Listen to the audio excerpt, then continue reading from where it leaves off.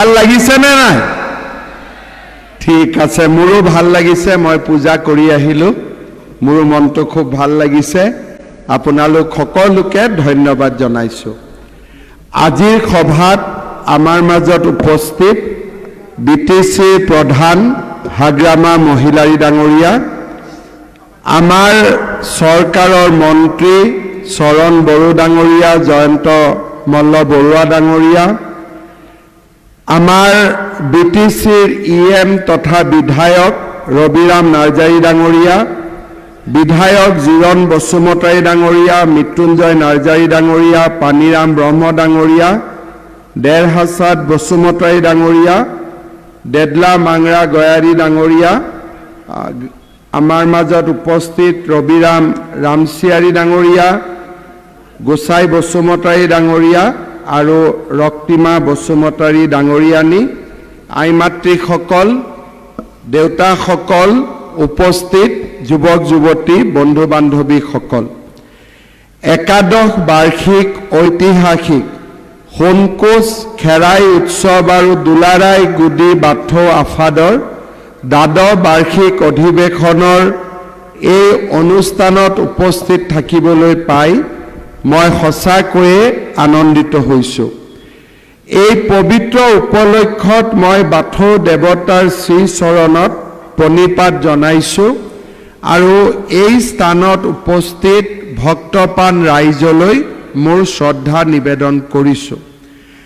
অসমৰ প্ৰাচীন আৰু বুৰঞ্জী প্ৰসিদ্ধ সৰ্ববৃহৎ জনগোষ্ঠী বড়োসকলৰ সামাজিক ৰীতি নীতি, ধৰ্মীয় বিশ্বাস আৰু সাংস্কৃতিক পৰম্পৰাই অসমৰ সামগ্ৰিক সমাজখনক যুগে যুগে সমৃদ্ধ কৰি আহিছে।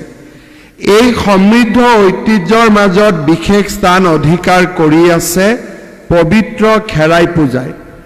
খেৰাই হৈছে বড়ো সমাজৰ প্ৰধান ধৰ্মীয় উৎসৱ, যাৰ মাধ্যমেৰে পূৰ্ণ ব্ৰহ্ম বাথৌ বৌৰাক স্তুতি কৰা হয় আৰু সমাজৰ শান্তি, কল্যাণ, সমৃদ্ধি, ঐক্যৰ কামনা কৰা হয়। বড়ো ধৰ্মীয় চেতনাৰ মূল ভিত্তি হৈছে বাথৌ ধৰ্ম আৰু সেই ধৰ্মীয় বিশ্বাসৰ জীৱন্ত প্ৰকাশ হয় খেৰাইৰ মাজেৰে। বড়োসকলে বিশ্বাস কৰে বাথৌ হৈছে সৰ্বোচ্চ দেৱতা।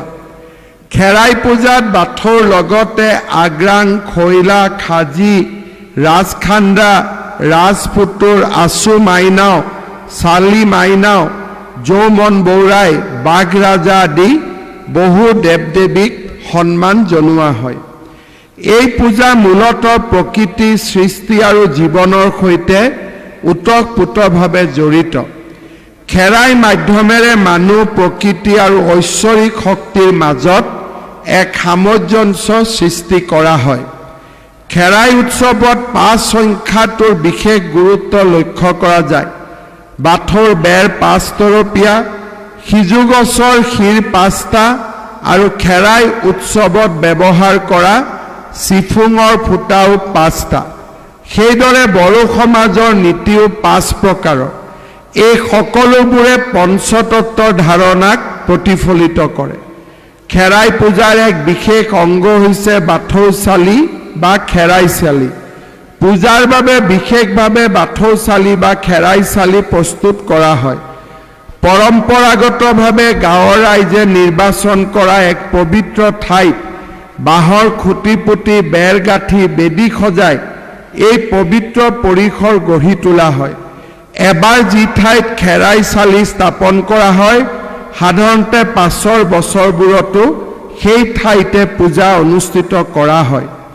নতুনকৈ বাথৌ চালি স্থাপন কৰিলে সিজু গছ ৰোপণ কৰা হয়, যাক বাথৌ ধৰ্মৰ পবিত্ৰ প্ৰতীক বুলি গণ্য কৰা হয়। সিজু গছৰ কাষতে চাকি জ্বলাই ৰখা হয়। বেদীৰ সন্মুখত জাঠা স্থাপন কৰা হয়। সিজু, তুলসী আদি উপাদানসমূহে সৃষ্টি, জীৱন আৰু সমৃদ্ধিৰ প্ৰতীকী অৰ্থ বহন কৰে। খেৰাই পূজাৰ লগত এটি জনশ্ৰুতি জড়িত হৈ আছে। কোৱা হয় যে এখন গাঁৱত এজন বৃদ্ধ লোকে সপোনত ঈশ্বৰিক নিৰ্দেশ লাভ কৰি খাম, চিফুং আৰু জঠাৰ সুৰত ৰং ৰৈছেৰে পূজা আৰম্ভ কৰে। সেই ৰাতিয়েই দৌদিনীৰ বেশত এগৰাকী নাৰী ওলাই আহি গোটেই ৰাতি নৃত্য কৰি পূজা সম্পন্ন কৰে। পুৱতি নিশা ৰাইজক আশীৰ্বাদ বিলাই অন্তৰ্ধান হয়। বড়ো সমাজে বিশ্বাস কৰে যে এই ঘটনাই খেৰাই পূজাৰ সূচনা কৰে। সেই সময়ৰ গীত আৰু নৃত্যক বড়ো সমাজৰ আদিম গীত আৰু নৃত্য বুলি গণ্য কৰি অহা হৈছে। খেৰাই পূজাৰ অন্যতম দিশ হৈছে দৌদিনীৰ উপস্থিতি। দৌদিনী হৈছে সেই ধৰ্মীয় নাৰী যাৰ মাধ্যমেদি দেৱত্ব আহ্বান কৰা হয়। খাম চিফুং জঠাৰ সুৰত কবিৰাজৰ মন্ত্ৰোচ্চাৰণৰ মাজেৰে দৌদিনীৰ গাত দেৱত্ব আৰোহণ কৰা হয়। তাৰ পাছত দৌদিনীয়ে নৃত্যৰ মাধ্যমেৰে পূজাৰ আচাৰ অনুষ্ঠান আগবঢ়ায়। এই নৃত্য কেৱল সাংস্কৃতিক উপস্থাপনে নহয়, ই গভীৰ আধ্যাত্মিক অনুভূতি আৰু ভক্তিভাৱেৰে পৰিপূৰ্ণ। আজি মই দুলাৰাই গুডি বাথাও আফাদৰ এই দ্বাদশ বাৰ্ষিক অধিৱেশনত আহি বাথৌ ভগৱানক পূজা কৰাৰ সৌভাগ্য হ'ল আৰু প্ৰাচীনতম যি বাথৌ ধৰ্ম তাৰ ৰীতি নীতি অনুসৰি পূজা কৰাৰো মোৰ সৌভাগ্য হ'ল। মই সঁচাকৈয়ে অত্যন্ত পবিত্ৰ অনুভৱ কৰিছোঁ। আজি ৰাতিপুৱা মই যেতিয়া ইয়াত আহিছিলোঁ, হাগ্ৰামা মহিলাৰী ডাঙৰীয়াই মোক অনুৰোধ কৰিছিলে যে আমাৰ এই যি গুডি বাথৌ ই হৈছে আমাৰ বড়ো সমাজৰ আটাইতকৈ প্ৰাচীন আমাৰ আধ্যাত্মিক পৰম্পৰা আৰু সোণকোচত আমি যি এক কমপ্লেক্স কৰিব খুজিছোঁ তাৰ বাবে অসম চৰকাৰে আমি কিছু সহায় আগবঢ়াব লাগে। মই হাগ্ৰামা মহিলাৰী ডাঙৰীয়াক কৈছিলোঁ যে 10 ফেব্ৰুৱাৰী তাৰিখে মই যেতিয়া কোকৰাঝাৰত আহিছিলোঁ তেতিয়া মই BTCৰ কাৰণে 1000 কোটি টকাৰ এটা স্পেচিয়েল গ্ৰাণ্ট আমি এনাউন্স কৰিছিলোঁ আৰু তাৰ পৰা কিমান টকা দিব লাগে মই দিব পাৰোঁ, আপুনি মোক ক'লেই হ'ল। হাগ্ৰামা মহিলাৰী ডাঙৰীয়াই মোক কৈছে যে BTC আৰু অসম চৰকাৰে লগ লাগি এই গুডি বাথৌ যি কমপ্লেক্স আমি নিৰ্মাণ কৰিম তাৰ কাৰণে 50 কোটি টকা আমি এনাউন্স কৰিব লাগে। হাগ্ৰামা মহিলাৰী ডাঙৰীয়াই মোক যেনেকৈ কৈছে তেনেকৈ মই ইয়াত এনাউন্স কৰিছোঁ যে চৰকাৰে ইয়াতে 50 কোটি টকা দিব যাতে সুন্দৰ কৰি আমাৰ এই গুডি বাথৌৰ কমপ্লেক্স আমি নিৰ্মাণ কৰিব পাৰোঁ। ভাল হ'বনে? সঁচাই ভাল হ'ব? তেতিয়াহ'লে আপোনালোক সকলোৱে আমাৰ যাতে ৰাইজৰ মংগল হয়, চৰকাৰৰ মংগল হয় আৰু আমি সদায়ে যেন এনেকৈ আপোনালোকৰ কাম কৰি থাকিব পাৰোঁ। আজি আপোনালোকে খেৰাই পূজাৰ সময়ত বাথৌ ভগৱানক প্ৰাৰ্থনা কৰিব, হ'বনে নহ'ব? পাক্কা হ'ব? ঠিক আছে, তেতিয়াহ'লে মই এইখিনিতে সামৰণি মাৰিছোঁ।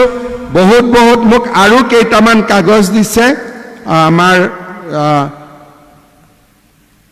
ইয়াতে গোটেই কথাখিনি আছেই, খালি লগতে ইয়াত কৈছে যে আমাৰ বাথৌ থানচালি কৰিবৰ কাৰণে বাথৌ ওজা দাউদিনী দাউৰী আদিকো সহায় কৰিব লাগে। মই কমিটিৰ লগত আলোচনা কৰি এই কামখিনিও আপোনালোকক কৰি দিম। বহুত ধন্যবাদ। জয় হিন্দ, বন্দে মাতৰম।